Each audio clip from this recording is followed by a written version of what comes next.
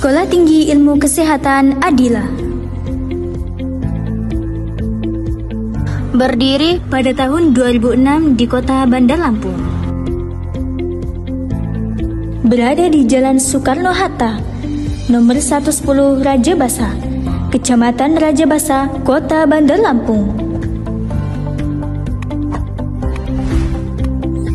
Menjadi salah satu kampus kesehatan yang diminati dan banyak mencetak tenaga kerja yang profesional sesuai dengan visinya, menjadi sekolah tinggi ilmu kesehatan yang menghasilkan tenaga kesehatan yang unggul dan berkarakter di tingkat nasional pada tahun 2029. Halo semuanya, Assalamualaikum warahmatullahi wabarakatuh.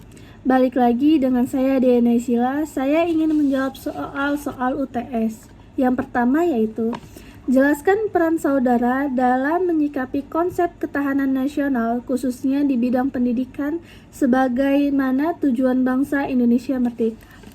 Jawabannya adalah yang pertama, pendidikan karakter.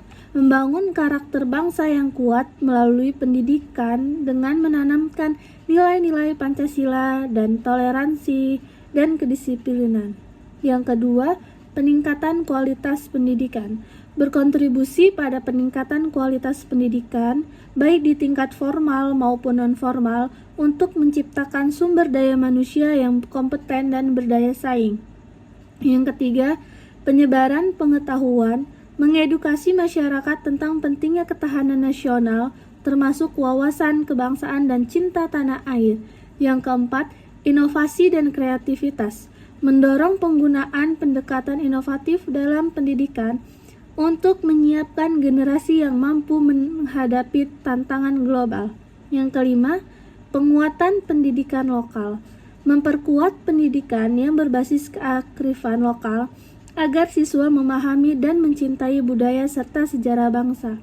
Yang keenam, partisipasi dan pengambilan keputusan, terlibat dalam diskusi atau forum lokal tentang pendidikan, memberikan masukan dan pendapatan untuk kebijakan yang mendukung ketahanan nasional. Yang ketujuh, kesadaran tindakan kolektif, mengajak orang lain untuk bersama-sama berkontribusi dalam membangun ketahanan nasional melalui program pendidikan seperti kegiatan sosial ataupun komunitas.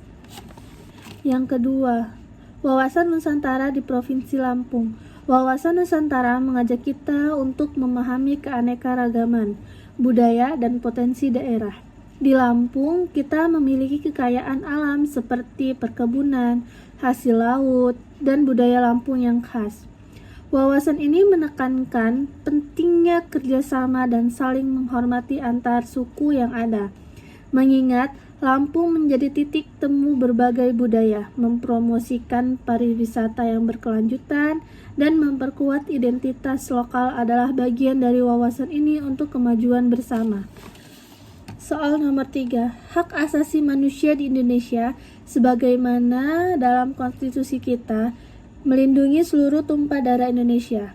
Saudara terangkan tentang hak-hak wanita dan anak dalam Undang-Undang Republik Indonesia tentang hak asasi manusia.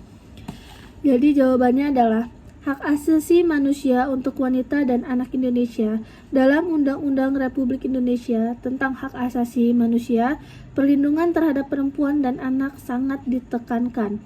Wanita berhak mendapatkan kesetaraan dalam pendidikan, kesempatan kerja, dan perlindungan dari kekerasan. Anak berhak atas perlindungan dari eksploitasi dan kekerasan, serta akses terhadap pendidikan dan kesehatan. Konstitusi menegaskan bahwa setiap individu tanpa memandang jenis kelamin atau usia memiliki hak yang sama atas kehidupan yang layak. Soal nomor 4 yaitu, demokrasi di Indonesia membangun kerangka pikir dan perilaku politik warga negara Indonesia. Jelaskan pendapat saudara tentang itu. Demokrasi dan perilaku politik warga negara. Demokrasi di Indonesia mendorong partisipasi masyarakat dalam pengambilan keputusan. Hal ini membangun kesadaran politik di kalangan warga negara untuk aktif berkontribusi. Kesadaran ini menciptakan budaya diskusi yang sehat, mendorong pemilihan yang cerdas, dan kritis, serta menyadarkan warga untuk mengawasi dan mengontrol pemerintah. Demokrasi juga menuntut tanggung jawab moral dan etika dalam berpolitik. Soal nomor 5 yaitu jelaskan hak dan kewajiban warga negara Indonesia yang diatur dalam Undang-Undang 1945. Hak kewajiban warga negara Indonesia dalam Undang-Undang Dasar 1945 yaitu menjelaskan hak warga negara antara lain hak untuk hidup, pendidikan, dan berpartisipasi dalam pemerintah. Di samping itu, kewajiban negara meliputi mematuhi hukum, membayar pajak, serta ikut serta dalam pembangunan dan pertahanan negara. Keseimbangan antara hak dan kewajiban ini esensial untuk menciptakan masyarakat yang adil dan makmur. Soal nomor 6 yaitu terangkan apa yang dimaksud dengan negara. Negara adalah suatu organisasi sosial yang memiliki kekuasaan untuk mengatur masyarakat di wilayah tertentu dengan sistem pemerintahan yang sah. Negara memiliki elemen penting seperti rakyat, wilayah, dan pemerintah. Juga negara bertanggung jawab untuk menjaga keamanan, keadilan, dan kesejahteraan rakyatnya. Soal nomor 7 yaitu dalam pembukaan Undang-Undang Dasar 1945 disebutkan tujuan bangsa Indonesia merdeka. Jelaskan tujuan yang dimaksud. Dalam pembukaan Undang-Undang Dasar 1945, tujuan kemerdekaan adalah untuk melindungi segenap tumpah darah Indonesia, memajukan kesejahteraan umum, mencerdaskan kehidupan bangsa, dan ikut melaksanakan ketertiban dunia. Ini merupakan visi untuk menciptakan negara yang berdaulat, adil, dan makmur dengan menghormati hak asasi manusia. Soal nomor 8 yaitu simbol Bhinneka Tunggal Ika memiliki arti walaupun berbeda-beda tetapi tetap satu tujuan. Terangkan apa yang saudara pahami tentang itu. Arti Bhinneka Tunggal Ika berarti walaupun berbeda-beda kita tetap satu. Prinsip ini menekankan pentingnya toleransi dan persatuan di tengah keragaman suku, agama, dan budaya di Indonesia. Kita diajarkan untuk saling menghargai dan saling bekerja sama demi tujuan bersama sebagai bangsa. Soal nomor 8 yaitu sebagai mahasiswa saudara memiliki kultur tersendiri. Sebagai warga negara, mahasiswa dituntut untuk cerdas, kritis, dan aktif berwarga negara. Mengapa demikian? Terangkan penjelasan saudara. Tanggung jawab mahasiswa dalam berwarga negaraan adalah sebagai mahasiswa, peran aktif dalam masyarakat sangat penting. Mahasiswa diharapkan cerdas, kritis, dan aktif agar dapat memberikan kontribusi positif terhadap perubahan sosial. Kesadaran untuk berpikir kritis membantu mahasiswa menganalisis isu-isu di masyarakat dan berpartisipasi dalam proses demokrasi. Tanggung jawab ini meliputi mengedukasi diri sendiri dan orang lain, serta terlibat dalam kegiatan sosial dan politik demi kemajuan bangsa. Soal nomor 10 yaitu narasikan pengetahuan saudara tentang civil society, masyarakat madani yang menghasilkan perkembangan dan pertumbuhan budaya bangsa.